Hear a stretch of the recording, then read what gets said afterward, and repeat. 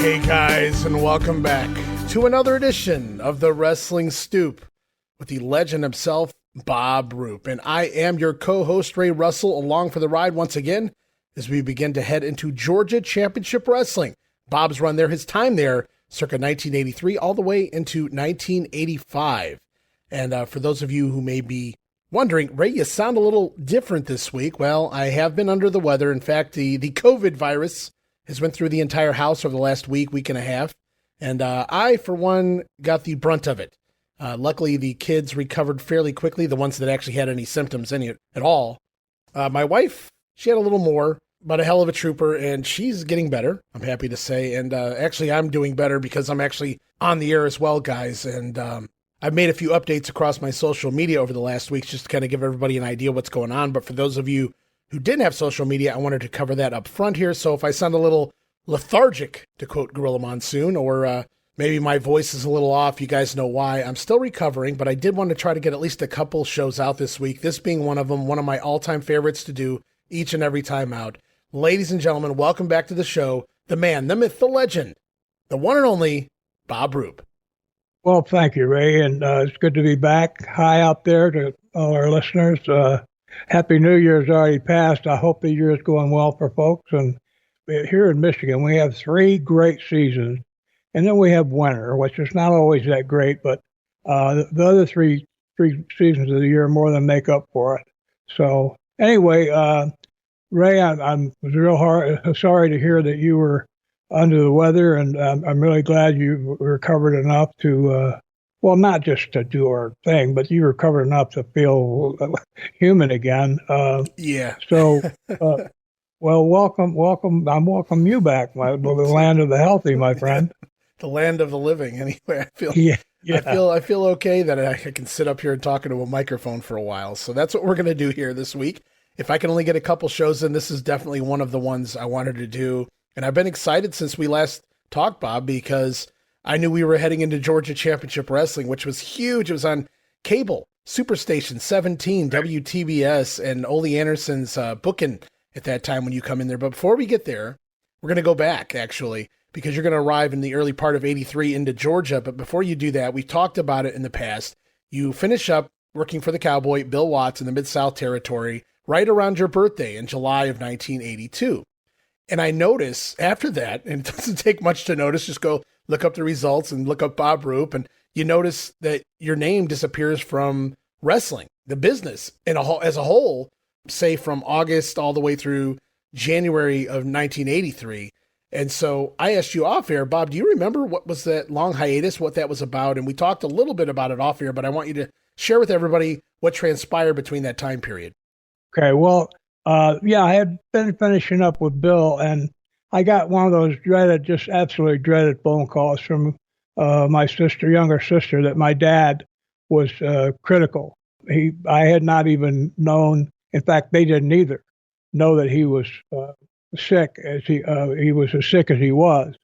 And I, within probably an hour, it was difficult to fly out of Alexandria, Louisiana. So I jumped in my car. I kind of panicked. I jumped in my vehicle and started driving for Michigan, I don't know, 1,000 miles or so, as fast as I could. By the time I got there, my dad had passed, and man, what a blow. I didn't get a chance to say goodbye, which is can be really traumatic. It bothers me to this day. But anyway, as shocked and remorsed as I was, imagine how my mother felt.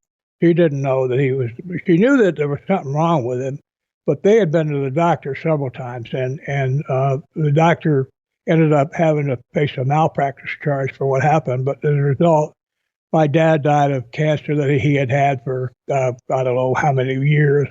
That the doctor never discovered. It started in his prostate, and the doctor didn't do the kind of exams that were necessary to detect it. So anyway, my mother just fell apart.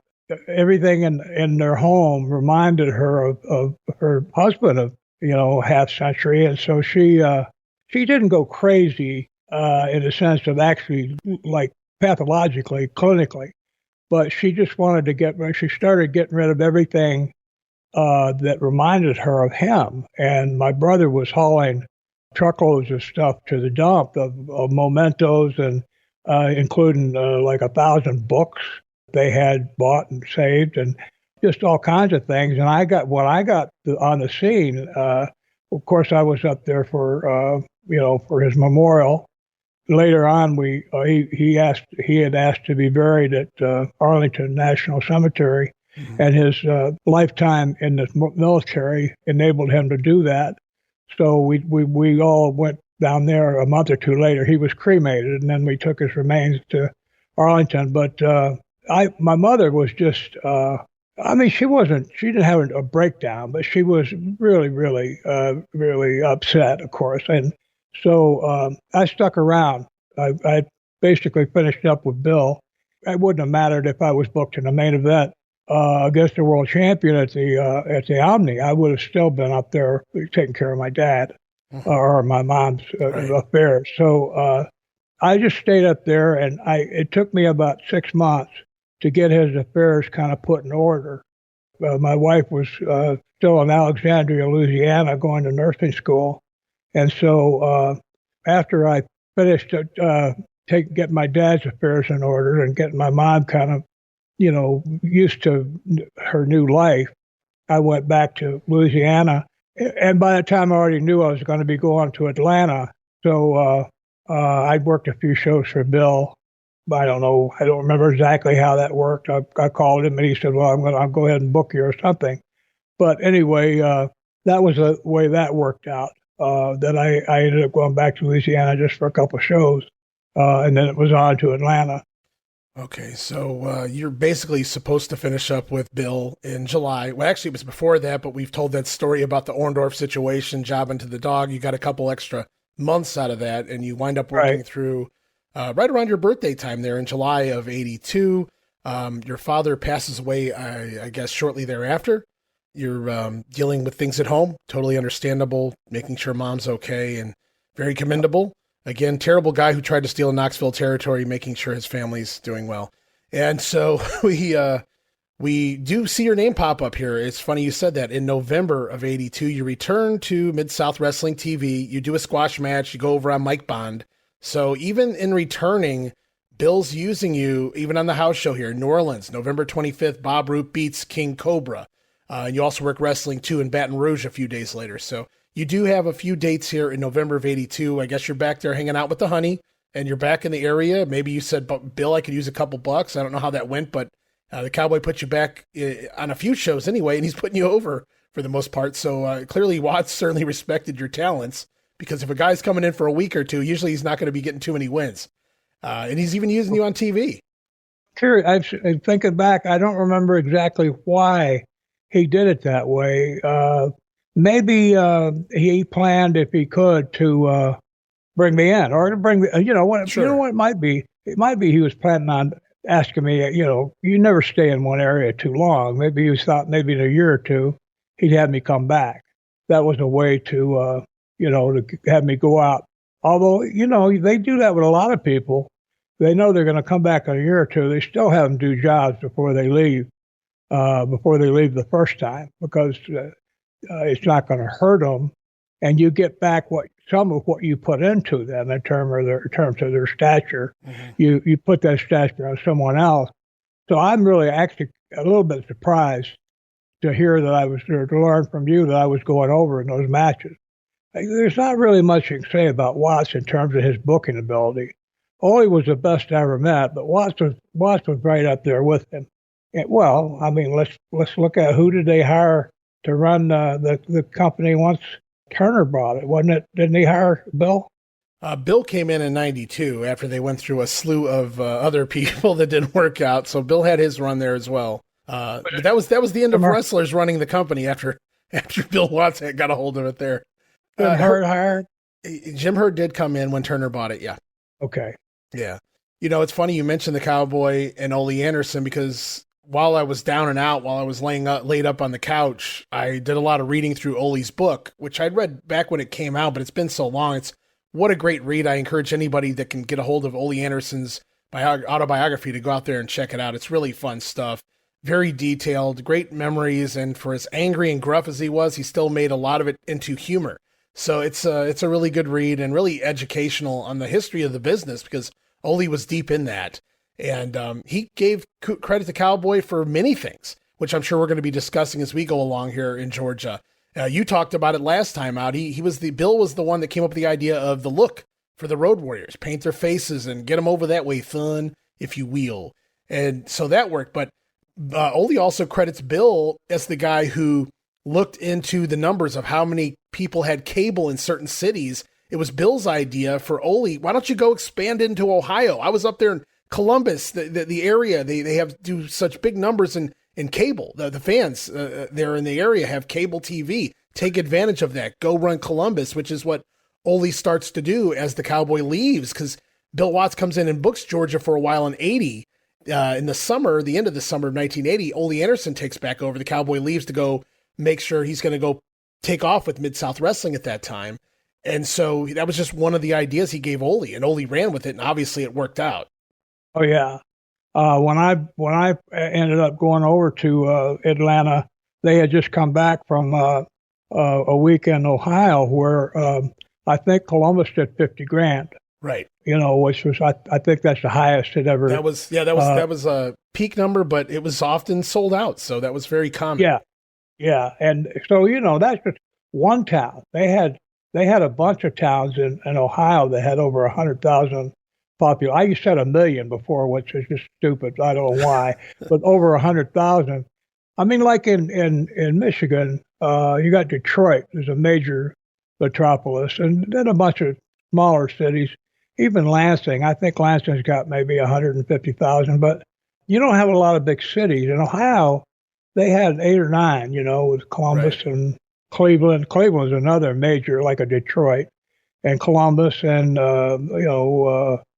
Cincinnati and Toledo and Akron and all these places that you could go and have. They had good arenas. They didn't have. We were talking about in a former show about working with the Papos and going from TV to some places where would seat like 300 people. Right. With in Ohio. You go up there and you might work every night. You'd work a major arena or building of some sort, and that was heady times. It was, you talk about doing big business. And the other thing was that I didn't realize actually in full until you brought it up a minute ago. I didn't realize the area hadn't been running for a while. I didn't know the time span from when Ole had started to run it. I didn't realize it had been just recently that he had started running Ohio. Mm-hmm.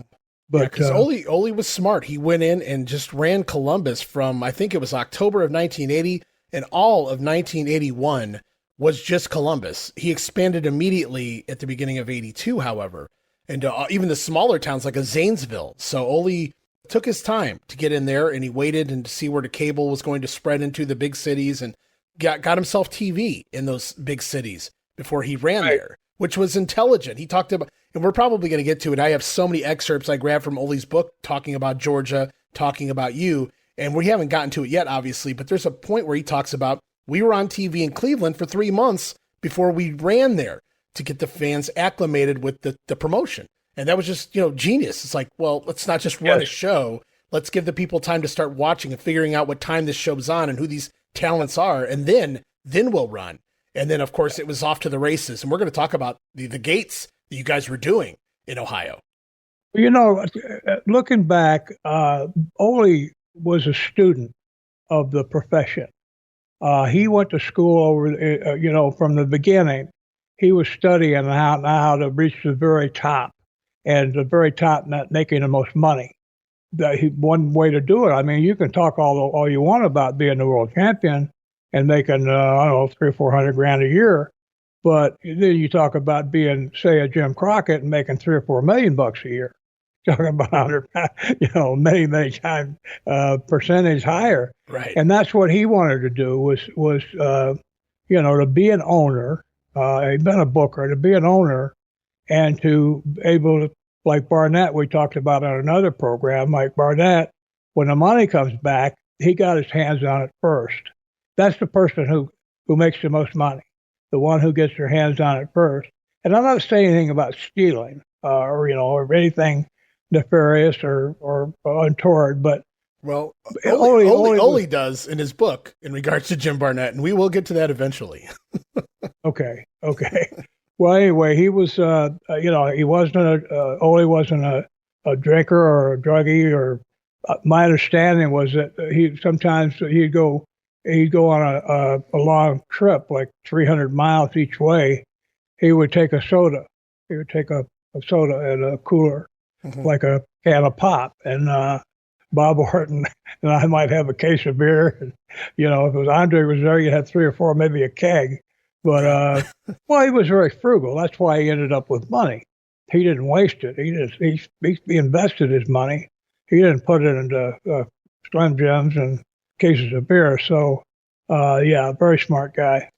So you talked about it. You already knew at least a couple months in advance that you were going to be heading to Georgia, and you're going to show up there on Atlanta TV, February 5th. I don't have any results, and I haven't gotten there and looking at the matches. So I'm assuming you just arrived on that taping and did a promo, is my guess, to set up your actual debut or your return to the territory, whichever way you want to look at it. It's been a long time.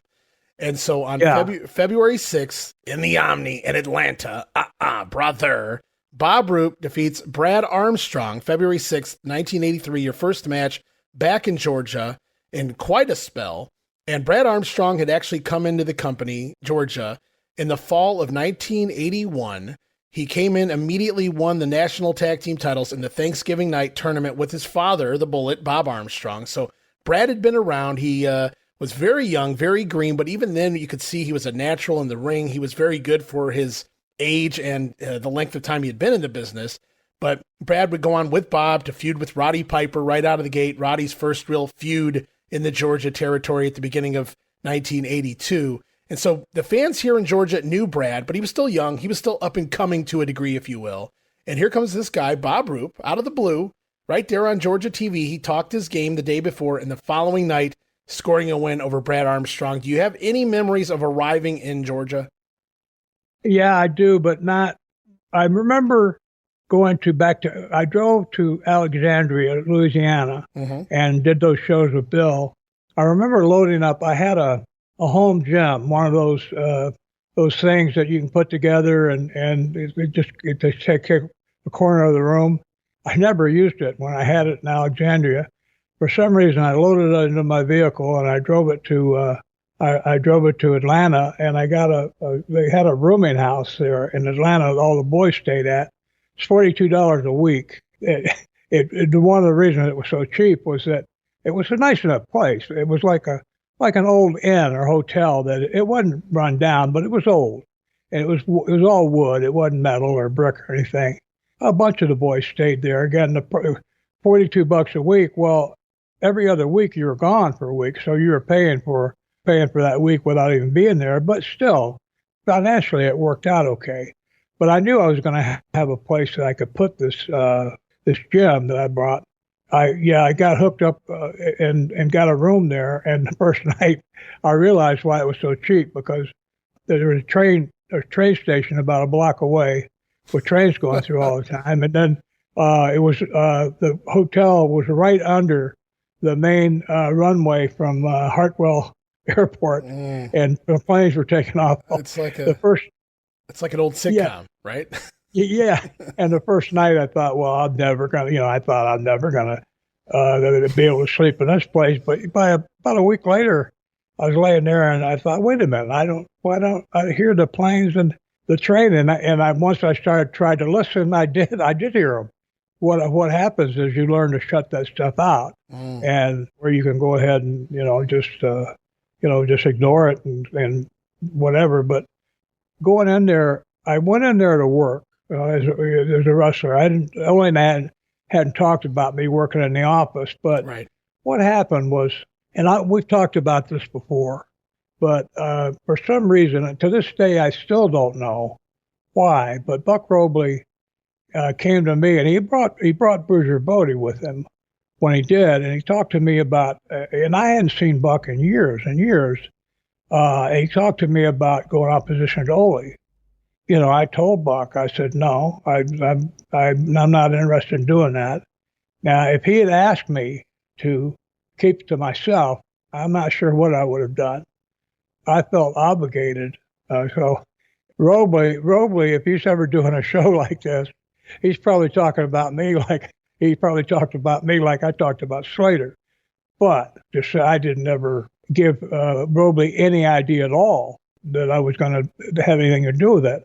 I told him at the time I thought he was mistaken, that there wasn't a chance. I said, do you have a TV? He said, no. I said, well, what do you think they're going to get TBS? He said, well, that's the plan. I said, well, I'm not interested. So I told Ole. I felt obligated to tell him because, I mean, he's my employer. It's my job, and I want to keep it. So I told him. I told this story, too, before. I didn't feel like a snitch or a tattletale. If Robley had asked me to keep it to myself, I'm still not sure what I would have said. But Ole had hired me. And here's another thing. I respected Ole. And there weren't many. I didn't respect Buck Robley. And, Brody I respected, but mainly for his wrestling prowess, not for any management. Here you had Ole, who could do everything in the business. He could work, he could run it, he had all these qualities that I didn't have yet. I had some of them, but that I admired tremendously. And guys like Buck Robley, not to knock Buck had a lot of things going for him, but he wasn't within 100 yards of anything Ole Anderson could do because he just didn't have the brains for it, or the experience. Anyway, I ended up seeing after Ole talked to Buck and fired him. I knew Buck and Brody was always hanging with them. I knew they would be at the bar that night, and I went to the bar and I walked up to him, and he was looking daggers at me, and he said, "Well, Bobby, I thought you were one of the boys," and I said, "Well," being one of the boys is what you are after you have your first match. I said, "I've been around for a while," and I said, "Buck, you know something? You really need to learn the business if you're going to try to do what you're thinking about trying to do. You don't know the business by thinking about trying." Because I had two examples with Shire and with Ron Fuller. I had two examples of how to really screw up and make a mistake of doing exactly what Buck Robley was trying to do. And I knew never to try it again unless I had somebody like, say, Ole Anderson decide he wanted to try it. And he was going to take over and start. We ended up having to do that anyway once Crockett bought him out. But if Ole had tried it, that would have been different because then I could have seen, he would sit down and explain to me how he was going to make it work. Robley I don't know what Robley was thinking. He never gave me any plan. I asked him, "You got TV?" Well, as soon as he said no, I said, "Well, you don't have a chance." I mean, I saw Robley years later, and he shook my hand. He didn't seem to be upset about it. I remember in the bar, I wasn't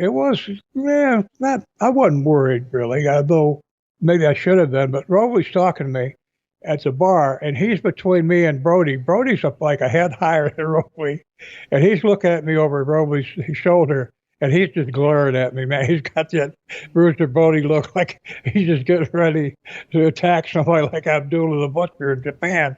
And he's got that look like he's like to chew my face off. Well, I certainly took note of it, but I wasn't too worried. I had all kinds of weapons there around me with beer mugs. And, the best thing to do in a bar if you're getting in a fight is jump over the bar. Because right behind the bar, there's all kinds of things, knives and corkscrews. Who knows what they got back underneath that thing anyway? Yes, maybe a shotgun. or two. Yeah, you never know. That's the place. Oh, yeah. If you're going to get in a fight in a bar, jump over the bar. Well, here's the thing with that, too. If anybody goes and digs into this, you arrive on February 5th. Buck Robley arrives right around the same time. Bruiser Brody is there at the end of January. And this story pans out, but not that I would accuse you of making this up anyway, but you're basically all there right around the same time frame. And Brody had been there multiple times. Robley had been there before. It wasn't like this was their first rodeo in Georgia, but everybody gets together right around this time. You just show up in February. Robley and Brody are essentially gone at the same exact time, right around the end of February. So that would mean you were in the company less than a month before you were approached to run opposition. That is insane that you just show up and immediately he's kind of looking into, hey, Bob, how would you like to go and try to run some opposition to Georgia Championship Wrestling, which of all the territories at the time, that's kind of crazy, right? You're running against the company that has cable TV. You know what just occurred to me? My background, the fact that I had done with just come from, trying against Fuller. Now, a year had gone by where I'd been at Mid-South, but I had that in my background of going opposite. I mean, the boys all knew about everything that happened out there in California and with Ron Fuller out there in Knoxville. And Robley thought that maybe, I had that kind of a makeup in my genes that I wanted to, just go opposition, whenever the case applied itself. But the reason that I told him about you need to learn the business was that when I asked him about his preparation for going opposition, he didn't have any. What he had was him and Brody and two or three. I think he said Ted DiBiase was going to go with him. I don't know, Ted. I'm sorry. I'm not sure that's true. Maybe he thought it was, but he was talking about having these guys go with him. I kept coming back. Have you got TV locked up? And when he kept saying no, I said, well. And another thing I meant about when I told him you need to learn the business, he never should have approached me without feeling the outburst, getting some kind of idea like, hypothetically, Bob, what would you think about this? I said, I would have told him, no, I've learned my lesson. I'm never going opposition again unless I got the multi-millionaire behind me owns a TV station. Ted Turner, for example, who only happens to have behind him. Yeah, but no, he never sounded me out or anything, which again, that's another thing I meant about you need to learn this business. You can't trust anybody in this business. Telephone, tell a wrestler. You can't trust people. And it doesn't mean that people in the business lack character. What it means is it's a business that individuals are looking out for themselves. You're not looking out for the other guy. You're not looking out for your tag team partner unless it's because what affects your partner affects you too. That's the only reason you're looking out for them, because you have to worry about your own career. And so knowing that, the Buck approached me without feeling me out first, just having a beer, get together 2 or 3 times and saying, well, what would you think about this or that? He would have known right away. Instead, he just blew, he gave up what he was doing to somebody who was, I felt loyalty. First of all, I respected the hell out of Ole. Always did. I always respected Ole. From the time I first met him, I was a little intimidated by Ole. Not that I didn't worry. I was worried about being able to beat him. But he's one of those guys, like, if it was one-on-one, just me and him, that's always the last scenario you have to face or do if I have to fight this guy. But I knew that even if I could beat him, which I knew he had some wrestling background, I knew I was going to get hurt. And if you get into a fight knowing you're going to get hurt, you're out of your mind. Find out some other way to do it. Wait a few years and run him over with a car or something. I mean, if you gotta get somebody, well, don't get into a fight where you're going to end up, getting an eye put out or thumb ripped off or your nose ripped off or ear bitten off or something like that. So I respected, but that wasn't why I respected Ole. That was part of it. He was a stand-up tough guy, but he was smart. He started about the same time I did. Look where he was compared to where I was. No, he was in there before I was, but still, he had progressed to the very top. Right. He was running the one cable station in the country. He was that had wrestling. He was running it. So how could you not respect a guy that's one of your peers? He had the same background. We found out that we're very similar in age. We both did 3 years in the service in the Army. We both went to school. We both wrestled in college. But look where he had come as opposed to where I had come. I'm coming to work for him at his discretion, however he wanted to use me. Now, if he did, just wanted to make me referee or something, I would have left. But, you never know. Yeah, so I respected Ole. And frankly, once Buck came to me and made the opposition, I didn't respect him anymore. if I ever did. I liked him, but I don't know about respect. And in wrestling, those are definitely even further apart than they are in other parts of life, for sure. Yes. I totally get it. And that's what Ole's book is all about. He tries to give everybody an understanding of everything was business. And he even talks about when Vince came to him and said, it's just business, Ole, that he was on the other side of the coin and he didn't like it too much. Yes. He didn't understand it at the time. It pissed him off. Fuck you, it's business. But at the same time, Ole admits that that's what I said to all these other guys. Like, he's totally open and honest. You know, he talks about the guys that he really liked, but it was business and they weren't getting over, or they didn't have it, and he had to fire them. And it was no personal, deal. Maybe they did hold it, a grudge because it was their business. They were trying to make money. But yeah, we're going to talk a whole bunch about that. We've got so many excerpts here to go through. And I want to tell everybody right now, kick up your feet, take them shoes off and relax. And no matter where you are, drinking a cup of coffee, you need a bottle of water, maybe you're having a beer, do whatever you got to do, because this time in Georgia, I don't know how long we're going to be here. We've got so many different ways to hit this, from Ole's books and shoot interviews he's done and his discussion of it, your memories, Bob. We're going to talk about all the talent that came through there while you were there. We're going to talk about some behind the scenes stories that many people may not know about as of yet. Maybe some you'll recall as I go through some of Ole's stories here as well. So we've got so many different angles to hit this with. I don't know how long we're going to be in Georgia. It's like the Twilight Zone. We're here, and I don't know how long we're going to be here, but I'm here for the entire duration because it's going to be a fun ride. I am too. I'm looking forward to it. We're in it. I'm enjoying it. Those were heady memories, because what we covered in the last year is like we started at the beginning of when I was still in college and getting ready to break in. We talked about my history before I actually started work as a pro wrestler. So we've come all the way now to a place where I've actually become knowledgeable about the wrestling business, through Hard Knocks and what happened with California and with Fuller. Not that those things, they didn't physically affect me too much, like mentally or psychologically or emotionally, but they affected my pocketbook. It cost me a lot of money. And Ole never made that mistake. He never did things that were going to cost him. He kept earning all along. He worked his way up step by step and piece by piece and promotion by promotion and TV by TV to where he wasn't ever going to be losing money. He was making more. And so he had the ability to have foresight and planning, which I didn't have. One thing, again, I respected the guy personally, and I liked him.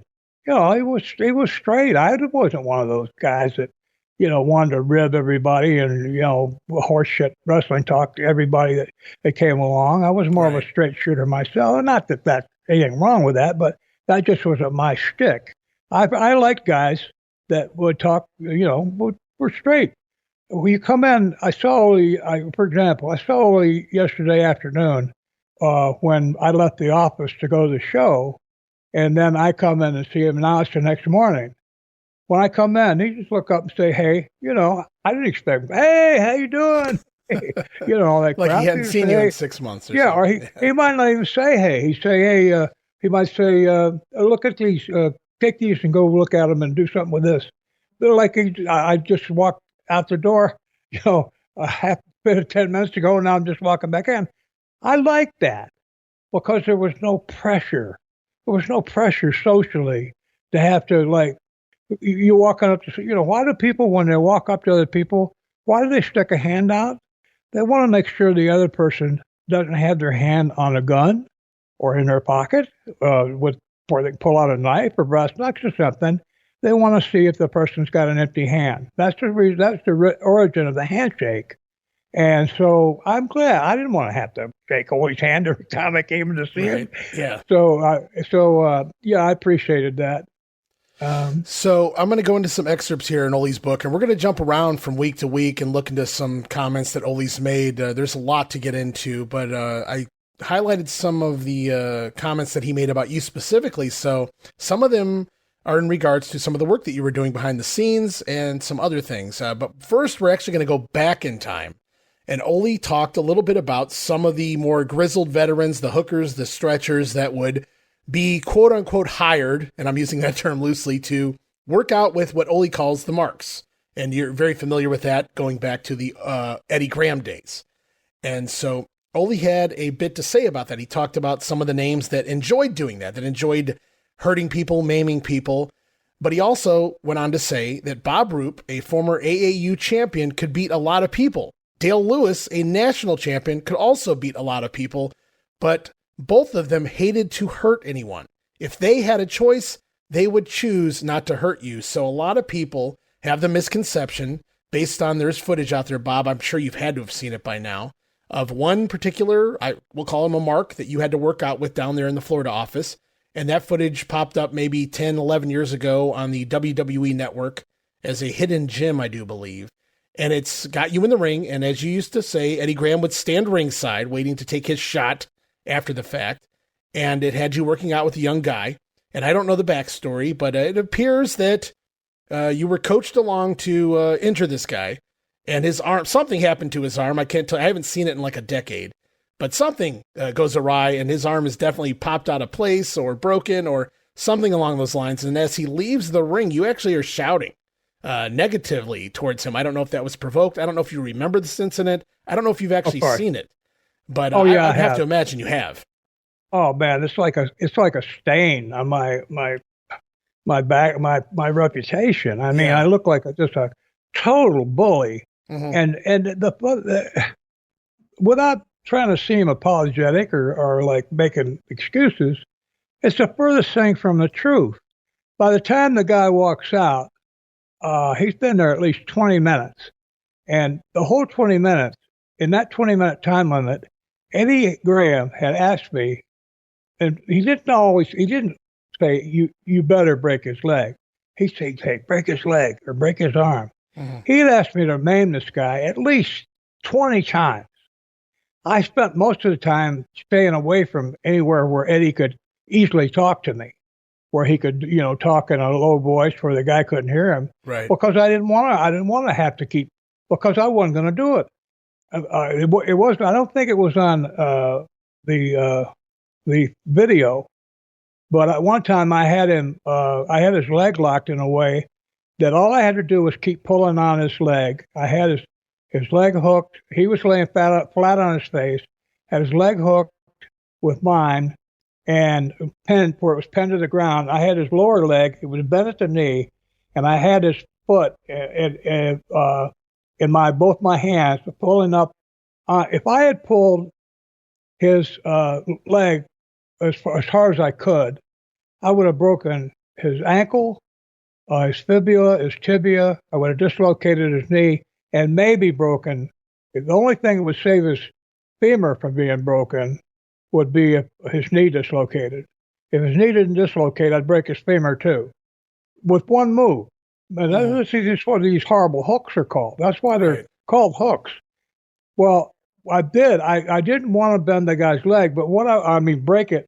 What I was doing when I pulled on it, his shin bone.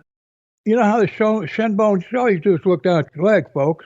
His shin bone was bent the wrong way.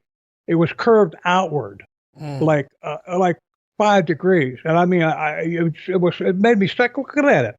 I had to let the guy go. I couldn't break it. Finally, what happened? He didn't have a broken arm. He had a wrist that may have been dislocated. It wasn't dislocated where the hand was turned another way. What I did is I cracked it.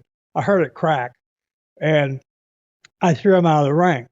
And I'd been trying to get rid of him for 20 minutes, and I'd thrown him out of the ring about 5 or 6 times.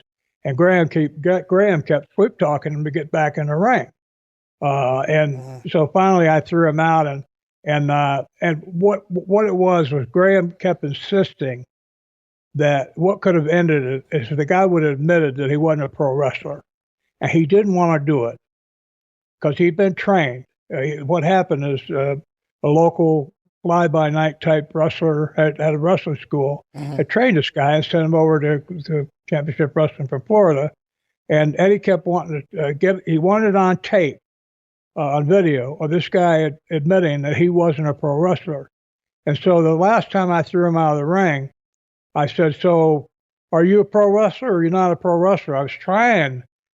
I wasn't going to break his arm or his leg. I was trying at least to get that part done because I was under such pressure from Graham. The guy said, "Oh well, I guess I'm not," and I lost it. I was under such stress from having this guy who, is like my mentor in the wrestling business, the guy that started me, the guy that came up to Detroit at the amateur tournament and recruited me. Here's this guy telling me to do this thing. He's also the guy writing my paychecks. And so when the guy said, "Well, yes, and he started to walk out the front, like back into the dressing room where his clothes were, I knew that I knew Graham was going to get him back in there again. So when the guy said, "Yeah, I guess I'm not a wrestler," then he said it kind of a grudgy tone of voice. Right. I jumped out of the ring and I took him and I knocked him. I knocked him. There was a big stand there that was an elevated place for putting a TV camera, and it had like 4x4s and all four legs. It was probably 6 feet square, and it was about 4 or 5 feet off the ground where you could put a TV camera up there if you want to shoot from that angle. And I knocked him under there, and I was like, I pushed him under there, and because he was trying to go into the locker room, and I wanted to there was a door right next to it that led to the outside.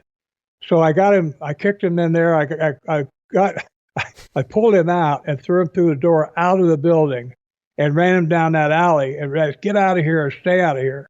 And I went back and shut the door. That way I got rid of him.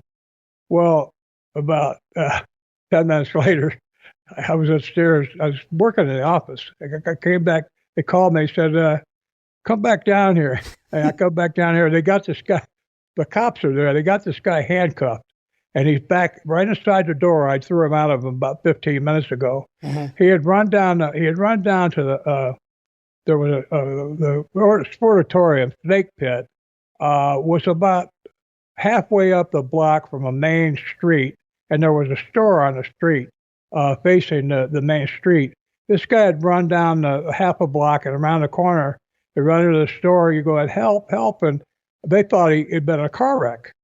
He had blotches all over him. I didn't beat him up. I didn't punch him, no break his nose or rip his ear or break a finger or anything. He had the wrist cracked, and I'm not sure it even needed a cast. I don't know. It might have been able to just put a kind of that walking splint on it and wrap it. But anyway, the cops, they called the police, and when the police came, the people in the flower store, I think it was, thought he had been in a car wreck. The cops knew what was going on at the snake pit. Eddie had invited them in a few times to watch the proceedings. Some of the cops enjoyed that kind of crap, seeing people get hurt. Mm-hmm. So they brought him back. So when I came down from upstairs, I see the guy back there again. I went, "Oh God!" I said, "Get him out of here." Thank God Graham wasn't around and had me check him on again. And I remember Dick Murdoch was there because Murdoch was in town. He didn't have anything to do. He always came down to the office to hang out and see what was going on. And he said to the guy, he said, "Hey, you wrestle at Bob Roop. My grandmother can beat Rob Roop." He said, "Why don't you take on a real man? Take me on." And the guy said, "Well, I got my hands handcuffed behind me." Murdoch said, "Don't give me those cheap excuses, you chicken shit bastard, you." Man, Dick Murdoch was full of great lines, wasn't he? Yeah, that was a great line. I mean, I had to laugh at that one, but yeah, that whole thing was. You talk about that being a stain because literally that's the only context we have for any of the stretching you did with all these marks that would come in there. And you've talked about what Eddie had you do, but the stories are out there beyond you, Bob, of what he had. Even Jack Brisco at times, he wasn't even able to escape this type of activity because there were rumors or there were reports that even, I think Jerry might have even told the story that he would make Jack get in there and do that every once in a great while. And so you figure, wait a minute, NWA world champion Jack Brisco, and I don't know that he had been champion by that point yet, but still you see this guy's being groomed for a world championship run down the line, and he's still being encouraged to go in there and just go stretch and perhaps maim these marks who want to try to break into the business. And people go, well, why did Bob do it? He could have just quit. In fact, one time I watched a podcast or a quick video clip of Dutch Mantell watching the footage of you doing that, and with no context, Dutch just said, why did you do that, Bob? Why didn't you just walk out of the ring? And really, yeah, I guess at the end of the day, you had that option, but really none of you guys really had that option. You guys were kind of like forced into it, really. I mean, whether there was a physical gun to your head or not, No. there was a multitude of guys that were forced into it. You guys really didn't have much of an option if you wanted to work. And so that was pretty much the story. Now, that's the context. Unfortunately, like you said, that's out there. That's the only video footage. I feel like Eddie Graham saved that because he really enjoyed it or something. I don't know why no other footage of this type of workout exists besides that one piece that we've seen pop up. Let me just say something about Eddie Graham. In terms of, he was larger than life. When I broke in, we've mentioned this before, but he used to take me to these, we would go to like high school gymnasiums where they would have a stage set up and the place would be full of a lot of times of kids. And there were other different venues, a lot of times young adults, or school kids. And what we're always doing, we're anti-drug. Well, we're talking about don't use drugs. Well, right. A lot of people, some of the other people on the stage were the anchors on the sports, on the TV shows. There are 3 major TVs in Tampa, and all 3 of those guys would be there, and usually someone from the city, a mayor or somebody else, and they were all on first name basis with Eddie, treating him like he was one of them. So in terms of my mind, he had this stature that was well above, right. The guy you see in that cruddy little sportatorium, that little seamy room back there, where all that horrible things happen. The guy you saw in there was the same guy you saw on the stage talking about, well, don't do drugs, and, who came across like the greatest guy in the world. But, he had that mean streak in him. And, it just came to me, one of the reasons, you mentioned Jack, here, relevation here. I always wondered why Eddie lost. He lost Jack, he lost me, he lost Dusty. Now, not for the same reasons, but I'm pretty sure the reason he lost Jack and me was for making us do that stuff. It was just unconscionable of him to take guys. We were trained in amateur wrestling. You mentioned it earlier with Dale Lewis. We were trained not to hurt people. Right. If you hurt people, you couldn't wrestle. If you fouled somebody, say you slammed them, you get disqualified. You might not wrestle. Might be allowed to wrestle for, say, a year or two. And then if you do it a second time, you might not be allowed to wrestle amateur ever again, because it's a sport that you've got your hands on people all the time, and you've got them in a position where you can very easily break things: ankles, arms, legs, wrists, necks, if you want to. But so the very, very, very, very idea. I saw one punch in all my years in wrestling, and it was a backhand. One guy punched another, he was immediately disqualified. Yeah, we have that. I did that for 13 years.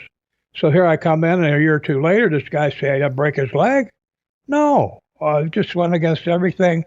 And even if I hadn't, if you're a gunso is someone who will say okay and go do it and maybe enjoy it, but no.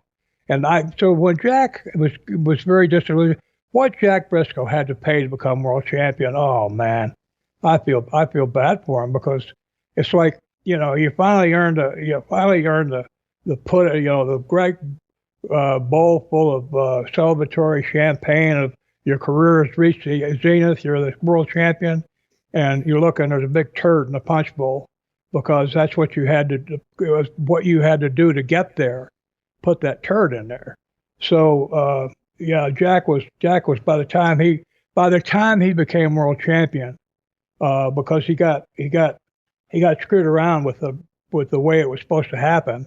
Right. He had to wait, and by the time he got it, it was just so down. It was like a chore.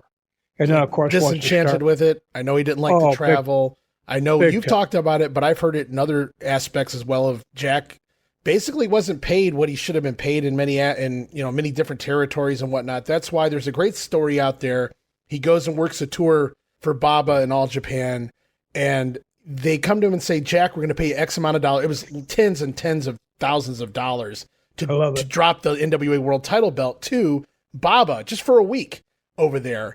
And Terry Funk is the Funks are the ones bringing the Gaijin in, the foreign talent in. So Terry comes to Jack with this idea. Hey, we're going to have you lose the belt here for a couple days and make all this money. And Jack's all about it. But Terry suggests maybe don't go tell Sam Muchnick and company because we don't know.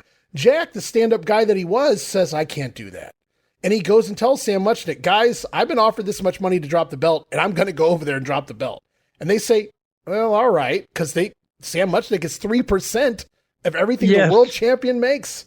Yes. And Jack Brisco comes back from losing that world title on that tour. He wins it back at the end of the tour. He comes back home, and Sam picks him up at the airport. Jack said Sam had never done that before. And he comes in there, and Sam says, all right, where's my 3%? And Jack said, Sam, if you want 3% from the world champion, Baba was the world champion during that. So you got to go get your 3% from Baba. I got paid a flat fee. And so I was so happy when I heard that story to know that Jack finally screwed the promoters back and got at least some of the money coming to him, So I love that story. I love it. Yeah. Oh, me too. That's I've never heard that one. That one, I am so pleased because I really like Jack and I respected him, and I felt so bad by the way that his career beat him down emotionally and psychologically. He was like a faded man at the end. He reached the top, but the price he had to pay, oh my God. It just, it affects your character when you're doing crap like that. Hey everybody, Gene Jackson here, inviting you to check out the Retro Wrestling Review, where each week I'm joined by some great co-hosts who help me review classic episodes of USWA Championship Wrestling, and right now we are doing week-by-week reviews of 1993. But we don't just do reviews, sometimes we get a chance to interview some of the people who were there and lived it, plus do watch-alongs. It's a lot of fun, so check out new episodes that drop every Wednesday at WrestleCopia.com, and to find links to everything associated to the podcast, you can go to USWApodcast.com. Hey guys, Ray Russell here, curator of the WrestleCopia Podcast Network, inviting you guys to listen to many of the programs here as part of the WrestleCopia brand, including, but not limited to, the Wrestling Memory Grenade, currently covering the 1988 and the WWF project. You can also listen to the Regional Wrestling Podcast, where we talk the territories. You can also listen to the Wrestling Stoop with the legend himself, Bob Roop. But that's not all. You can also check out the Pro Wrestling Academy with the professor of Pro Resu, Mr. Dan Ginnity. Dan and I go back in time and cover the history of Japanese professional wrestling in the English language. And you can listen to all of those shows and more, all part of the WrestleCopia Podcast Network, located over at WrestleCopia.com. That's WrestleCopia.com, and anywhere your podcast streaming needs are met. And while you're at it, why not subscribe to our social media guys for all the latest goings on here at the WrestleCopia Podcast Network. Plus, I'm constantly adding old school video clips and pictures from throughout wrestling history. You can follow us over on X, formerly Twitter, at Wrestling Grenade. That's at RASSLIN Grenade. Also, follow and like me, Facebook.com/Wrestling Grenade. And why not subscribe to YouTube.com/Wrestling Grenade. And of course, now would be a fantastic time to become a WrestleCopia patron over at Patreon.com/WrestleCopia.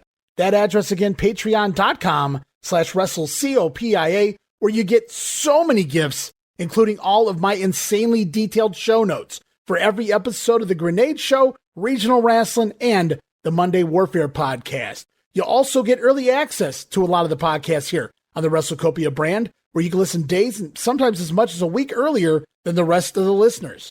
But that's still not all, guys. You also get at least a dozen digital downloads for your viewing and reading pleasure each and every month, plus random bonus video drops, and of course, the Patreon exclusive Watch Along series covering many past WWF and WCW events. And if that's not all, videocasts, also now a part of Patreon.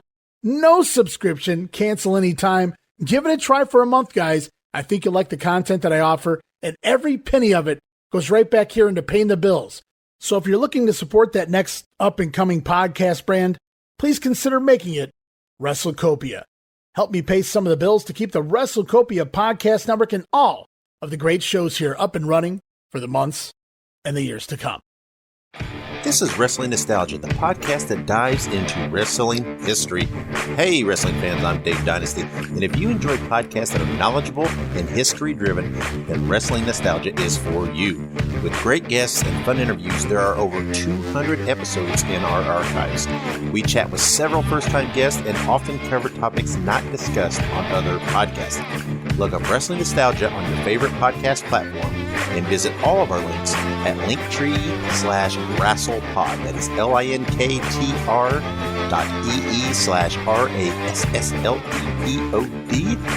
And remember, wherever you go, whatever you do, be good, be safe, and keep on growing. So back to Sam Muchnick for a second.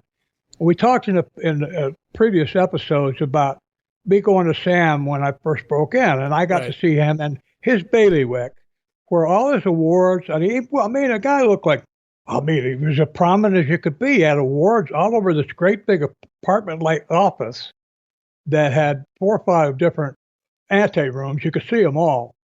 There were awards everywhere, hanging on walls, statues, and like things on cabinets or shelves, and the guy, and had a beautiful office, very well appointed, looked like $1 million. Plus, he's the president of the NWA. And then when I come down to the office, a few times, here's that same guy in Eddie Graham's office, sitting in a chair in front of the desk in front of Eddie, and not being obedient or, not kowtowing, but being basically obligatory to whatever Eddie's got going for him. Mm-hmm. So that also, the reason I'm telling that story is that also raised Eddie Graham's stature in my mind. Sure, I get it. What kind of authority he had, and what kind of respect he had. Yeah. And that's, unfortunately, we haven't until this very moment documented that or discussed here on the program that video footage. And so I'm finally glad we got that out of the way, but it couldn't have happened at a better time, because while we don't have video footage of this, Ole Anderson paints a hell of a picture. It puts you in a fine light, if I do say so myself. And I wanted to read an excerpt from his book here to you, Bob, in regards to stretching marks, and in regards to a story about you stretching marks in front of Ole and his comments. So I wanted to read you a couple lines here from Ole Anderson's book. Okay.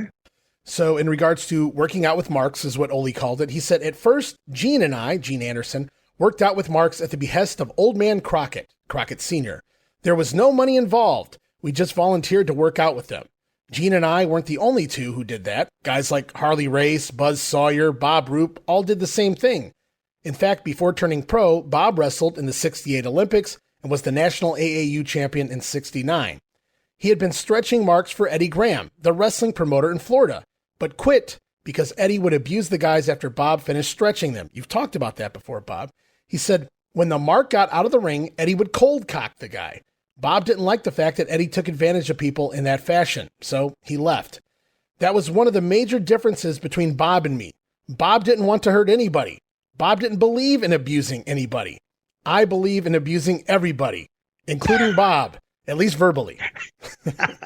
So Ole said, I love crippling people or hurting people, at least at the very least, but he's putting you over here in the sense that he's saying that what you saw in that video footage basically is not, Bob Roop. The context is Ole knew you, Ole worked with you, Ole saw these type of things, and he said Bob didn't want to hurt people. If he did, it was forced to, and he was disgusted by it. But Ole putting himself in the opposite, and he doesn't care, right? He's openly admitting, I enjoyed it. And that's when we get to the story here, and this is good too. You're going to really love this one. So he says, I remember Bob Roop wrestling a heavy-set kid who worked at the hospital as an orderly. Bob had him trapped in the sugar hold. The kid was crying and begging to be turned loose. So I told Bob, don't let the guy go. Break a finger or something, but don't just turn him loose. Bob was really a nice guy, though. He absolutely hated to do that kind of thing, but I loved it. Boy, did I love it. I told Bob, do it. If you don't do it, this guy's going to come back one day and tell everybody that he can beat your fat ass, Bob. He's Ole goes on. He says, I can hear him saying this. Yeah. So Ole goes on here. He says, Bob states that I don't think he needs it, Ole. The guy was crying. Oh no, I don't need it. I don't need to have my finger broke. I won't tell nobody. I egged Bob on though. Look at him, Bob. He's a big kid. He's going to tell everybody in town that he kicked your big fat ass all over the ring. You better do something. The kid responds, oh no, Mr. Anderson. I don't have to tell anybody. I don't need a broken finger. I think we can just let him go, Bob Roop repeated. Oh yes, Mr. Roop, I won't say nothing, said the kid. That, by the way, was an example of how I abused Bob. For the record, Bob is one hell of a guy and a good friend, even if he does have a big fat ass. Oh yeah, they used to have such fun. Ollie would get me. We had this office at the Omni. Well, the Atlanta Hawks, the basketball team, played there. Yeah. And so they had a dressing room. It was right down. It was like maybe 30. Their dressing room door was like 30 yards from our office. All you had to do was get out of our office, shut the door, go down the hallway. The first door you came to. In fact, when we ran shows at the Omni, that's where the boys dressed. Ollie would find some poor mark that, or some guy would come and want to try out, and Ollie would have me go in there. There was an area that was carpeted. It wasn't on that, but it had carpet. So, and I would take these guys, and of course, all I do is like get them down immediately and put the sugar hold on them. But what was funny, I mean, it wasn't fun. What he's like. One time, Ronnie Garvin happened to be there too. Oh, no. So they're both in there watching, and what they're talking about. Oh, that having such fun. Always say, look at the fat ass on that Bob Roop. Jesus, a big fat slob. How can he beat anybody? Ronnie Garvin's going, yeah, look at the gut too, man. That guy couldn't beat anybody. Oh, they have such fun. They go back and forth competing to see who can insult me the worst. Meanwhile, I'm risking my ass because even some guy who can't do anything can inadvertently, without even trying to, poke you in the eye. Sure. And damage, and hurt you, or seriously, or hurt you or bite you, or I mean, every one of them's a risk. So I'm sitting there listening to all that. A couple of times I had to laugh myself, which probably made the victim I was with probably curdled his spine because he thought, oh my God, this guy's laughing while he's crippling me. Oh my God, I'm in trouble. I got a kick out of that story, and it just happened to have you involved. But I mean, when we look through it though, the gist of it is Ollie's telling the story. Bob didn't want to hurt people. I wanted to hurt everybody. I told him, you better break something. And we talked about that before with Eddie Graham. The idea of the whole thing was they got to leave here with something wrong with them in order so they can't go tell their friends, yeah, look at me. Right. Here I am back at the bar today and I'm fine. I kicked their ass, or at the very least they couldn't hurt me. And so that was the idea behind it. They got to go home with a broken something or a bruised face or a busted lip, something. And so I guess that was Ollie's idea here too. And I get that at the end of the day, why they're doing that, but couldn't we just not do it to begin with? So it's like, you're kind of forcing the issue there. But I thought there was something very interesting at the end of that, and where Ollie Anderson referred to you as a friend. It's not very often that Ollie Anderson calls anybody a friend, and he name drops the word friend here with you. And I don't know that we've ever really discussed that. It's not that you thought Ollie was just an acquaintance, but to you, Ollie was always business. So are you just now learning you were actually Ollie's friend, or did you know that all along? No, I always felt friendship towards him. I mean, the elements of friendship for me are respect is one, trust is another.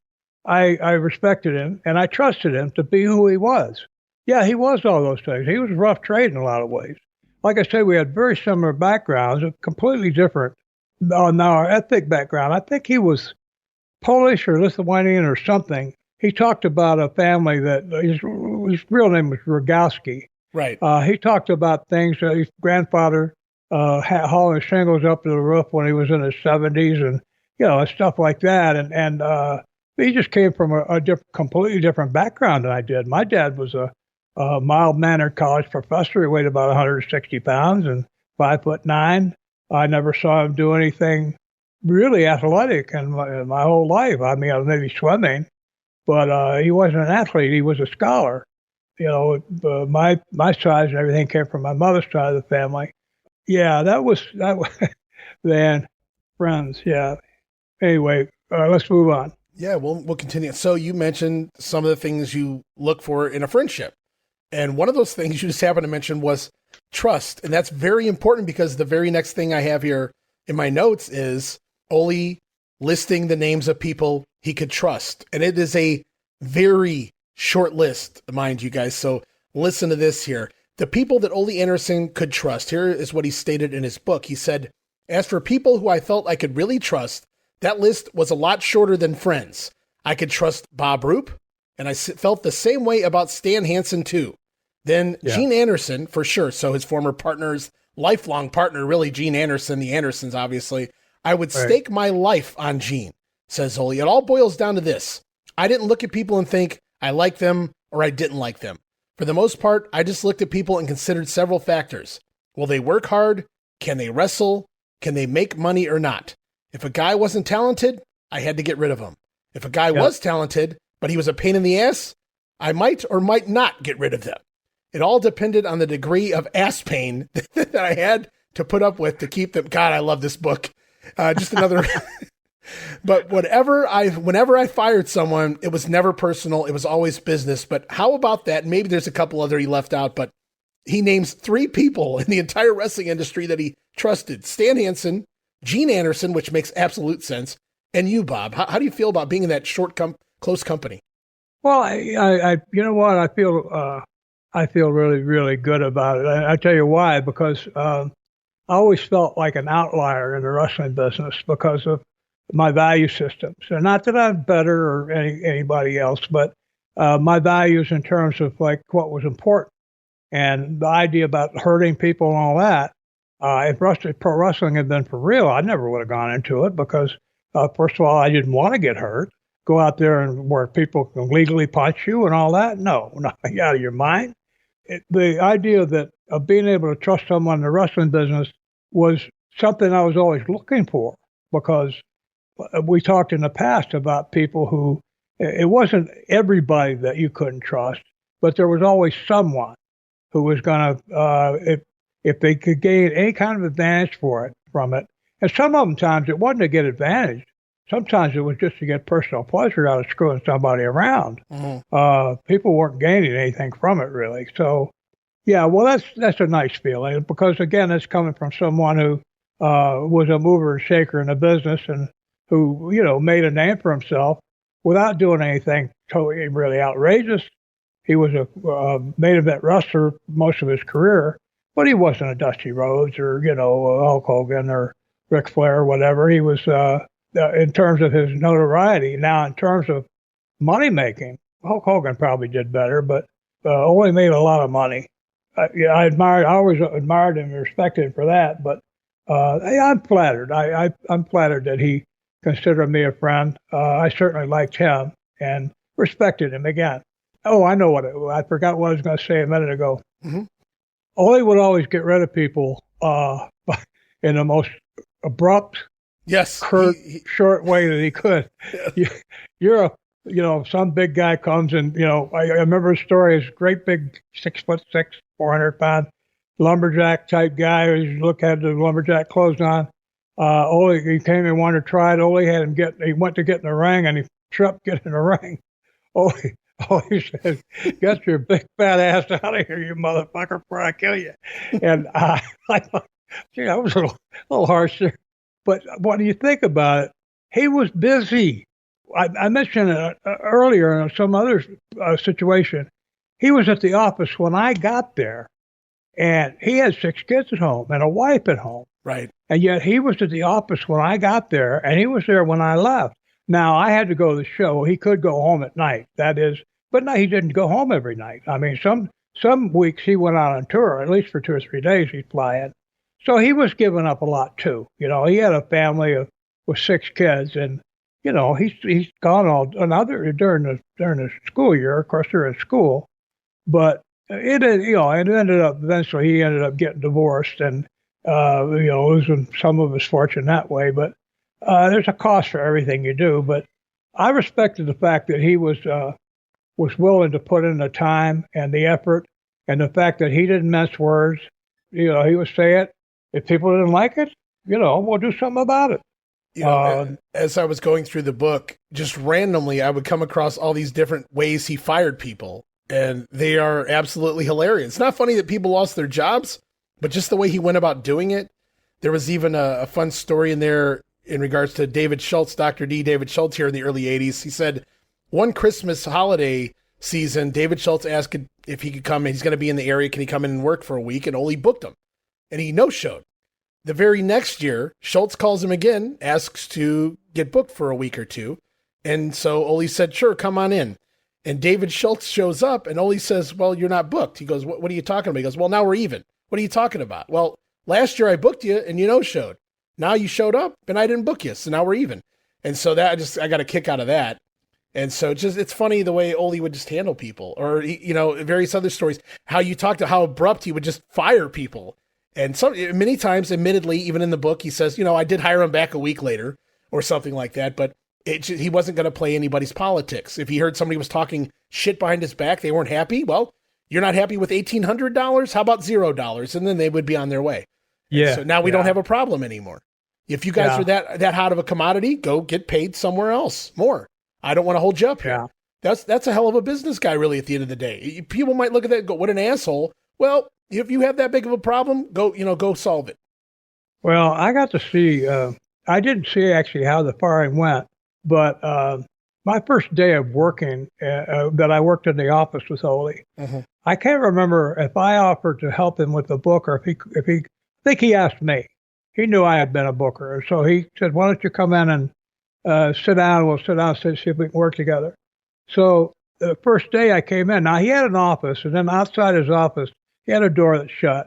Was like an ante room, and there was another little room on the other side of it. And Louise Bennett was in there as a secretary, as a company secretary. Mm-hmm. And at the first day I was there, Les Thatcher and Ronnie West, the referee, I don't know what Thatcher did, but Ronnie West was the referee. They were on that outside area. I never saw them go in the office the one day that I was there with them. Well, I was trying to work that day. Ole gave me some kind of assignment, book the undercard on 4 or 5 towns. So I'm working on that. And these guys are fucking, these guys won't ever shut up. They're talking about this and that. And what they're talking about is how fucked up Ole is. Pardon my language. But how screwed up Ole is with his booking and all this. And I'm listening to that. Now, the door to his office is shut. I'm listening to that. And I'm thinking, well, why are you guys working here? If you're so upset with it, why give you a notice or something? Well, they wouldn't let me get any work done. So by the middle of the second day, and it was still going on, I was in Ole's office, and I left. And for some reason, I don't know, I'm sure it was an accident, I left the door open a little bit. Those guys started talking again about, they were talking about his booking, too. They didn't agree with his booking. And so, blah, blah, blah, blah, blah. The next morning when I came to work, I was pulling in the Omni parking lot in the back. There's these turnstiles you go through, where you have to put in a ticket and all that. Mm-hmm. And as I was going in, Les Thatcher and Ronnie West were coming out. And it's in the morning. The workday has just started, and they're leaving. Uh-huh. So, yeah, So I got in there. I asked Louise. I said, "What happened to Ronnie and Les?" She said, "Ole fired him." I said, "Oh, really?" She said, "Why?" She said, "I don't know. I'm not sure." So I went in and I said, "Hey, what's going on?" He said, he said, "I had to get rid of Thatcher and Ronnie." He said, "Ronnie, your $1,800 reminded me of this," because he said, well, last time we worked in Ohio, Ronnie West went on for a week. He made $1,800 as a referee. He made $1,800, and he's going to badmouth me and give me crap about anything about my booking. Yeah. Oh, well, guess what? Now he's making nothing. And that's what that story reminded me of. I'm sure I left that door open by accident, but quite frankly, I couldn't get any work done with those guys there. Once they were gone, it was much quieter. Freddie Freeman would come in, and Mike, he called himself Mike Holder. I was endearing. I thought that was kind of neat. He never took himself too seriously. Yeah, and it was a nice little, Luis and Ole and I had a nice little threesome there. I mean that, of course, in the most decent possible way, but we worked together effectively, and we went through some things like, Fire and Gore and Sully is one. We'll get into that down the road, and dealing with Tony Atlas going crazy. We'll get into that down the road too. Yeah, Ole was was one of the guys I met in the business that I remember with completely fond memories. True, he could be sadistic. I never saw him hurt anybody, but the fact that he wanted to or whatever, I saw him verbally beat up people. But you know what? He would. I told a story about with the Samoans and Right. the different, people were. The guy had guts. He had a lot of. He was fine. He didn't go around and say, "Well, I hear you guys are upset." No, it's who you. Am I fighting you both at the same time or one at a time? Who's first? I admire shit like that. I mean, I couldn't do it. I would have to go in and maybe if I was going to fight both of them, start out by hitting one of them with a baseball bat. Well, it took decades, to find out these things. I'm sure Ole didn't come up to you and go, "Bob, I consider you a friend. Bob, I really trust you. Bob, you did great with this part of the business." He showed you that by simply employing you and working alongside you and treating you as a fellow employee or whatever you want to call it here. And so to come out this many decades later, the book comes out and he openly admits some of the things that you did for him here in the book that I'm sure he wasn't putting over to you in person. Like, we always, you have a job and sometimes a lot of the places you work will have that annual sit down with you and kind of tell you what you're doing right or what you're doing wrong, what they like out of you. Maybe they give you a raise, et cetera, et cetera. I'm assuming Ole didn't really sit down with people and do that, but I did. No. I did notice this in the book, so I wanted to mention this too because it's something else that Ole noticed from your time working for him. He said, "Bob Roop probably did more for me than I was ever aware of. Bob would go out with those guys. I did not. Bob spent a lot of time acting as a babysitter to Buzz Sawyer. I know he babysat the Iron Sheik too. Not that I hired Bob to be a babysitter, but I think he took his job to a level that I hadn't anticipated. He might have had a more difficult job than I ever knew." So we'll talk a little bit about here. You remember being a babysitter for some of these? I know we've told stories about Sheiky Baby and even Buzz Sawyer, you having to kind of grab him, collect him, and pour him into the back seat of a car once upon a time. Yeah. I don't know if you have any other stories about either one of those guys right now, or if they come along as we continue to talk here over the next several episodes. But tell me about your time working for Ole, not as a wrestler, but in that agent spot. Ole said he didn't expect you to be a babysitter, but you kind of just took an initiative, so to speak, and said, well, this is a business and this is what needs to be done. This guy needs to get from A to B, and I'm going to put myself in the position to make sure that happens. Right. The idea, the bottom line is the show has to go on. That's the standard show business. The show must go on. And whatever it takes to get it to go on is what you're going to do. And if that means going and find Buzz Sawyer passed out from a night of doing cocaine and booze and whatever else, and probably a handful of dollars to be able to go to sleep. Sleep, right. And so it's the middle of the day, it's time to leave, and he's passed out, unable to, make sure he's not dead. And instead of, you can't get him awake, get somebody to help you carry him to a car, load him in the back seat and drive him to a town, and hope that he sleeps it off by the time you get there. Right. And even if you see if he can work, maybe he can. If he can, at least have him there where you at least show that you say he got he's hurt. In the building, right? Yeah. Yeah, at least he's there, and the people at least might believe that, but they have a much better chance of believing it than if he's not there. Yeah, and those are just things that had to be done. Now they were Buzz Sawyer. Now Sheik and I was completely different. I don't want to put Buzz Sawyer and Cosmo Rosario in the right. same breath because Sheik was someone he was a friend for one thing. I liked him. I admired him. He was a great amateur wrestler. And what a character. He was a lot of fun on the road. Babysitting him, I roamed with him on the road. But I was doing some of the things he was doing. He always had a little handbag full of drugs. And I want to say to him, it wouldn't be anything more lethal or toxic than like maybe Ambien for, sleeping pills.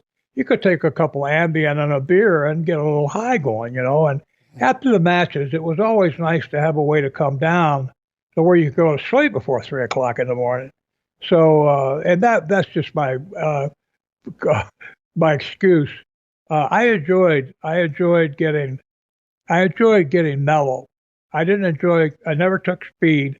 If I did, I never took it again because I didn't enjoy being you're like your body's out of control. You're racing, you can't control it with your mind. Whereas if you're just mellowed out, that's okay as long as you don't do it, get too mellow or you're passing out in the bar or something. But Sheik Cosgrove didn't take a whole lot of babysitting. Now some of the great stories were him and Ole. God, they were fun in the dressing room. Cosgrove would always be getting on him, calling him names and telling him he was That's right. I'm third in the world. You're a punk. You're no wrestler. Just jabroni.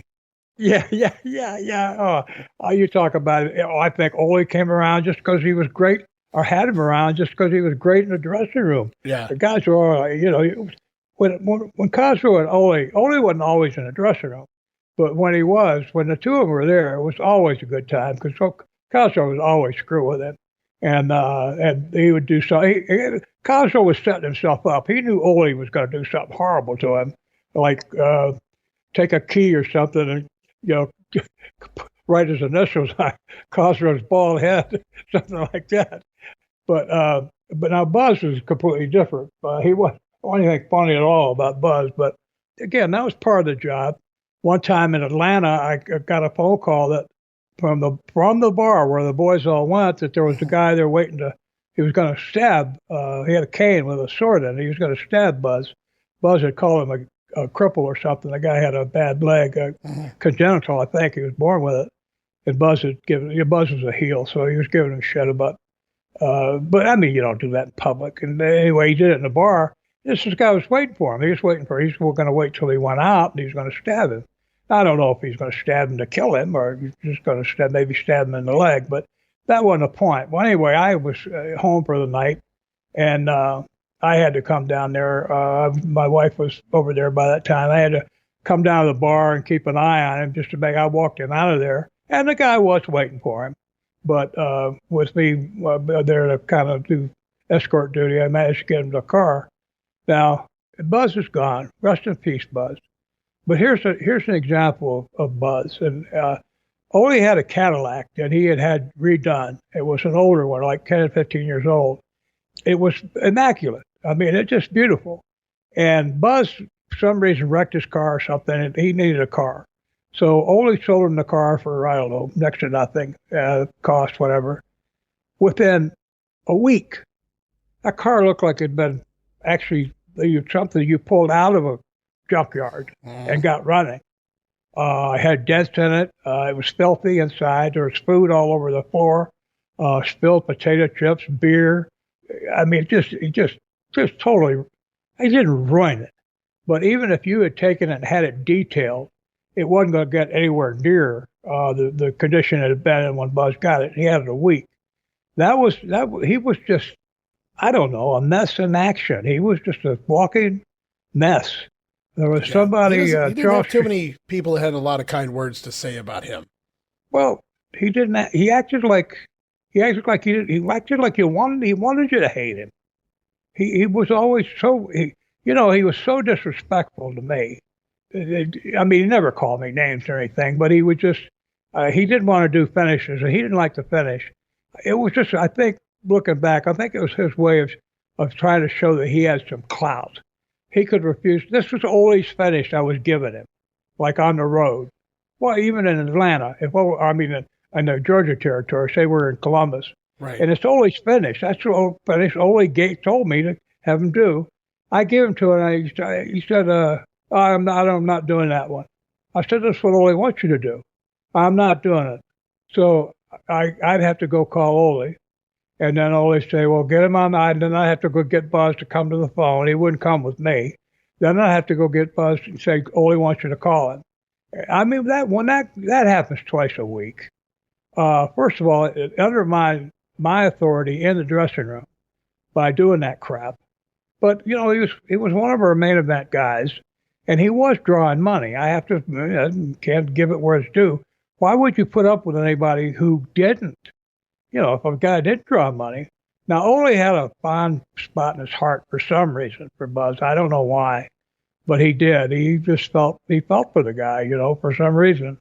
And so he never had me crack down on him or anything. But boy, what a pain in the butt It made going to work, the idea of going to work or being on the road all week with the guy, it made it unpleasant because I knew I was going to have a problem every night.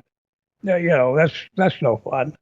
Now, Cosgrove again was the exact opposite. He was a lot of fun. We had a lot of laughs together, and I got some stories we'll get into down the road, and we might as well wait till we get to the time, like the time slot for it. But Buzz definitely needed a lot of babysitting. I still remember we had to go to Knoxville from Atlanta, and I don't remember, it's a couple 100 miles at least.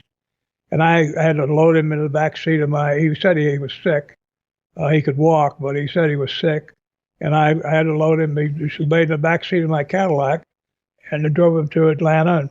And when the match came, I don't remember who, maybe Matt Bourne or somebody went out and got him and brought him in so the fans could see him and, say he was sick and all that. And he certainly looked sick. He was. He'd been doing coke and crap all night long.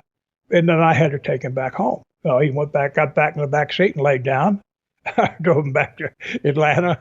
He took him to his place and get out. Yeah, that's not my idea. Just me and him. I said, it's not my idea of a good time, way above the Call of Duty. But you know what? That's what it took for the show to go on. That's what I had to do. So I'm glad that Ole appreciated it. It makes me feel good to know that. Well, we talked a lot about Buzz and his issues, and Iron Sheik, he had some issues, although it was a very different situation with Sheiky Baby, but there were a lot of guys. It was very prevalent in the early 80s, the cocaine and everything really coming in at that point in time. And Ole he has a whole chapter on it in his book, and we'll get into a lot of that on the next episode because he credits you, whether you want to take it or not, for being the one that opened his eyes to the prevalent drug use in the wrestling business. He admitted to being ignorant to it. He didn't realize so many guys were doing what they were doing, and it was you who turned him on to that, and you were kind of like the guy who went around for him, and you didn't really rat people out necessarily, but you would tell Ole what to look for, and Ole began to find that, dear God, he made a couple of jokes here in the chapter about, if I fired everybody that was on drugs, the only people left would be me and Bob Roop, and I'm not so sure about Bob Roop. Just kidding, Bob. No, he wouldn't. I wasn't perfect. I got to be on the road with all this crap, too. How do you think I'm supposed to come down? I didn't want to be a flaming alcoholic, drink a half-gallon of rum every night. So I used some chemical help myself. I admitted earlier, I like being mellowed out. And after being in a dressing room with having that kind of crap of Buzz Sawyer, and we'll get to this down the road, or maybe we had a match where Buzz and Brett, his brother Brett, Buzz was threatening to go out in the ring and shoot with the Road Warriors.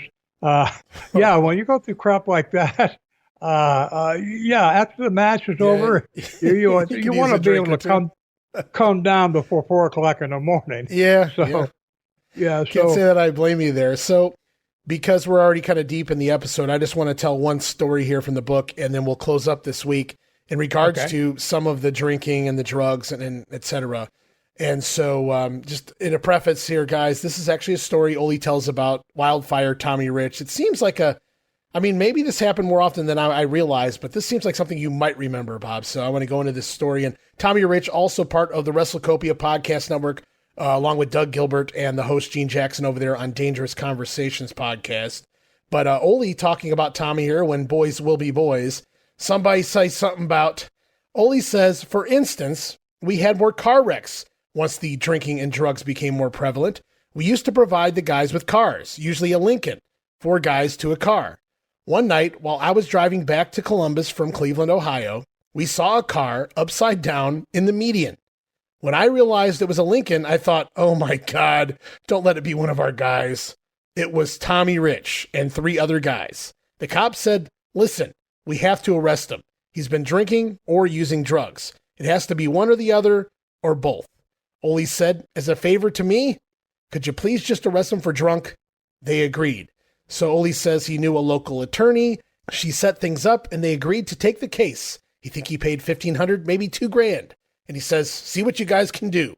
Well, the attorneys did one hell of a job, said Ole. We not only avoided drug charges, but Tommy got out of the drunk charge as well. Ole goes on to say that through time, Tommy would say, I wasn't on drugs. Tommy would say, I wasn't drinking. And eventually Tommy wouldn't even own up to the fact that the accident never happened, but Ole says he's still, at this point when he wrote the book, he still had the police report. So he had proof that it had happened. So, but I just wanted to go back. It seems like something you might remember. A car flipped over on the side of the road, or in the median, if you will.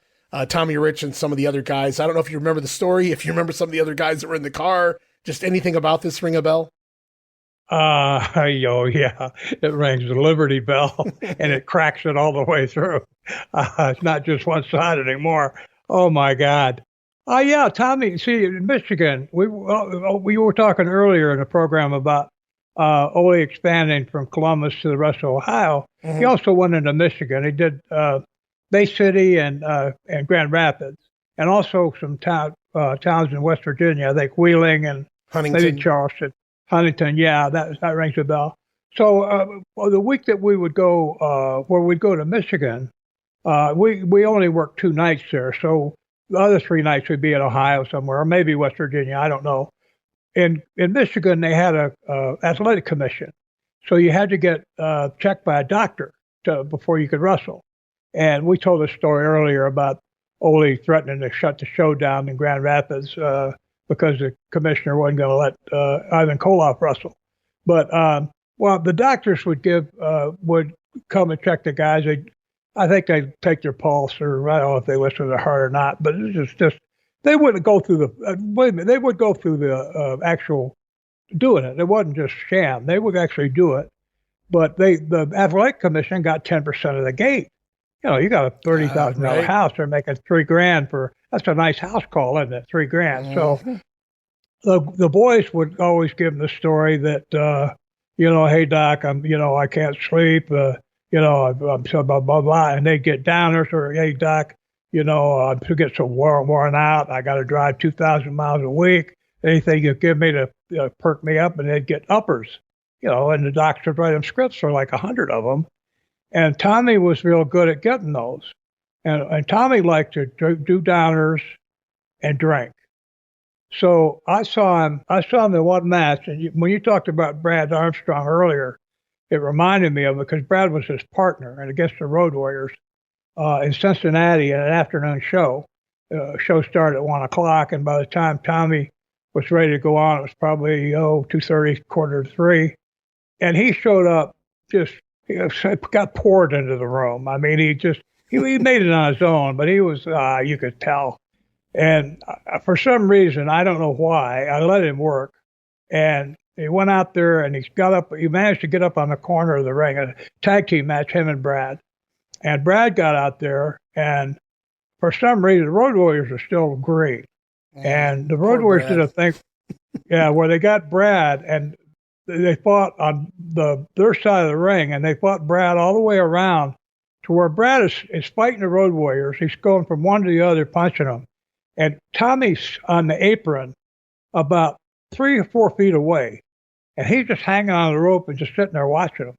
He's not capable of even getting down and helping helping his partners getting the dog shit beat out of him by the Road Warriors.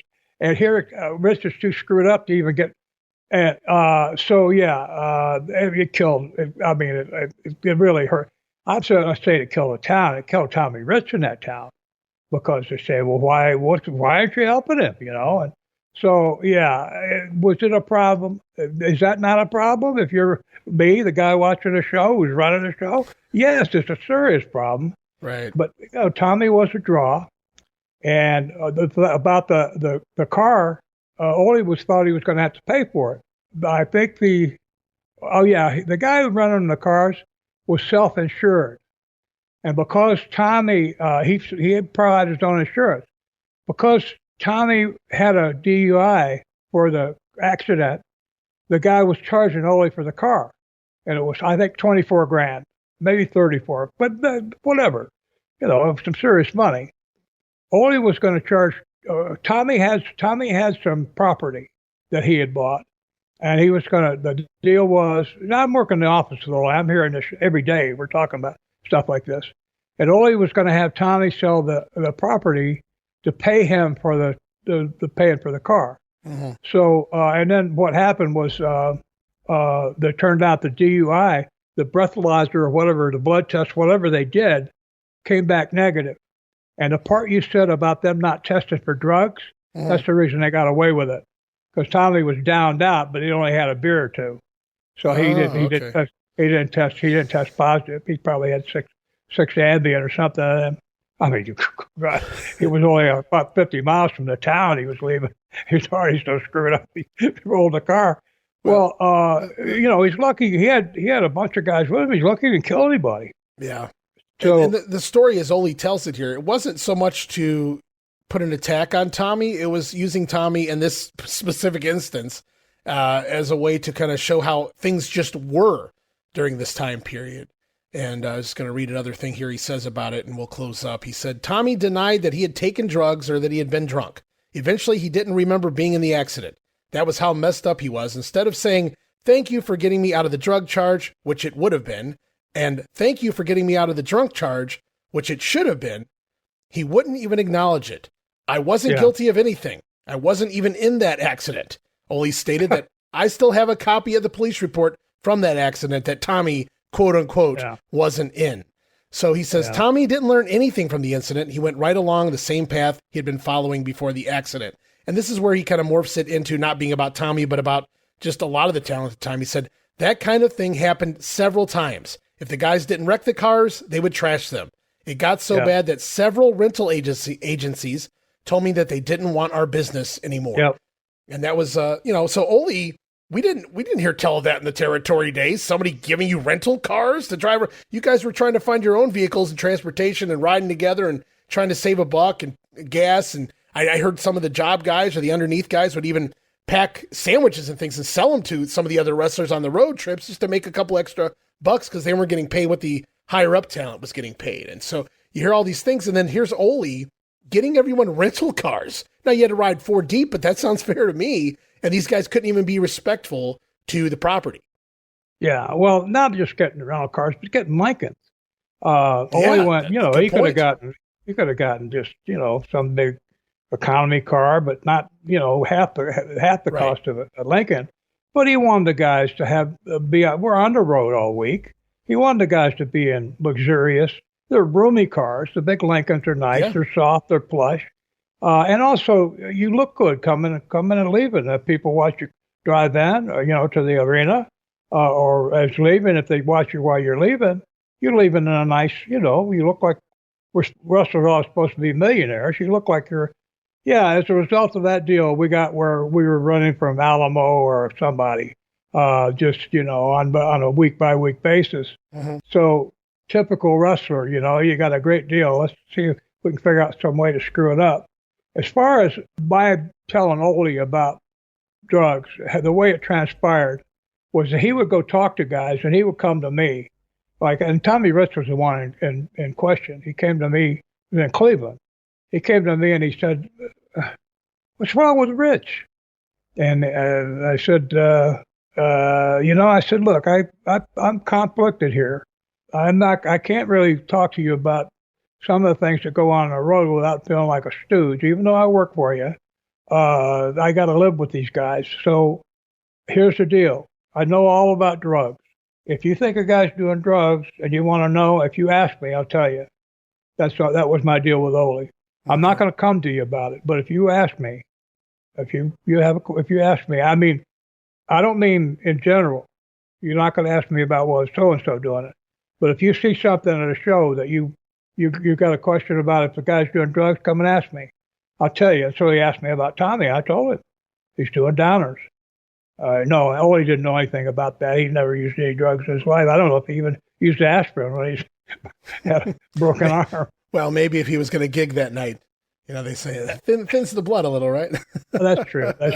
Or he's going to get sliced that night. Well, we're going to get deeper into the whole drug usage thing here because Ole's got a whole, chapter on that situation. So we're going to talk a lot more about that next time. And I want to get into more things, including some of the business he was doing in some of the towns, the Ohio towns, and how profitable they were, why he moved away from some of the cities in Georgia. We'll talk about how you guys did the loop from Georgia up to Ohio into Michigan. We're going to talk about a whole lot of that next time around. I did pull that from his book already. Also, some fun stories about random firings that Ole talks about that they happened while you were there. So we're going to pick your brain, see if you remember any of those. And so there's a lot more to get into. We haven't even gotten into your time in the ring. Well, there's more on the Road Warriors still to come. We haven't talked about, we barely scratched the surface really of Georgia here this week. No. So, I mean, just to get things going, I love that your memories, 100% here. We're totally focused, and everything I've asked you, oh yeah, I remember this. In fact, you told the story of Les Thatcher and Ronnie West, which I also have in my notes. And you basically tell it verbatim to the way Ole remembers it, except for the point where somebody might have left the door open. He did overhear some things which led to their firing. You even got the $1,800 part right. So I am excited to continue on this story into Georgia Championship Wrestling, and you've boosted my energy for the day. I'll probably go crash after this, Bob, but I want to thank you for bringing me back alive again, if only for 90 minutes, 2 hours, whatever it's been. Oh, well, thank you, Ray. I mean, this is a real pleasure for me too. These memories are not all pleasant, but they, in a way, they are too, because I'm not traumatized by them anymore. If I was at the time, and it's fun to remember. And I tell you something else. I want to thank you for sharing Ole's regard for me, because one thing I want to add: when we went to Mobile, Ole and I would sit next to each other they had tables you could sit at in this building they had where the guys all got together. There was a room. There was a big, like a barn, not a barn, but a great big building. It had room for maybe 20 tables, like picnic tables, and they would have three, like rows of three, and Ole and I and Ronnie Garvin and Sandy Scott and whoever happened to be there, that Tim Woods when he was still with us, we'd all sit together and tell stories and whatever. But after the show was over, Ole and I would usually go and have, when we got back to the motel, we'd go and have, get something to eat, or I'd go to his room when he was less and less able to get around. I'd go to his room, and we spend the night shooting the crap and, just visiting. And so those are heady days for me too. I look back on that with fond memories, and I thank you for getting into this aspect of things, Ray. I mean, I'm grateful for everything we've done together, but this part is really meaningful, so I appreciate it. Yeah, it's fun times, great memories, and it's only episode 1 in regards to the Georgia territory. Like, we've got 100 more to go, so I can't wait to see where we pop up week to week moving forward. Hopefully everybody enjoyed it. I do apologize again if I sound a little run down, but I feel like you energized me, Bob, as we got going here, so I really appreciate that. I'll thank you and your big fat ass for doing that for me here this week on the program. It helps you're dealing with an 82-year-old geezer with a big fat ass. Makes you feel you should look at yourself. You go, I don't feel that great, but man, I look a hell of a lot better than that damn Bob Roop does. Well, we'll be back next week. We'll continue on this Georgia journey. So much to get into. Endless talent comes through here, especially because it's cable TV. Everybody wants on TV. Everybody wants on cable. They want that national exposure. Oh yeah. So we're going to cover a ton of talent and a lot more stories here from Ole's book, shoot interviews, and beyond. So I want to thank you so much for this, Bob. Looking forward to doing this more again next week. I want to thank you again, Ray, but I want to thank our listeners out there. Thank you very much for being there for us, and we look forward to. I hope you have a good week, and I hope you have a good rest of your life. But I hope everything goes well, and we'll look forward to having you listen to us again next week.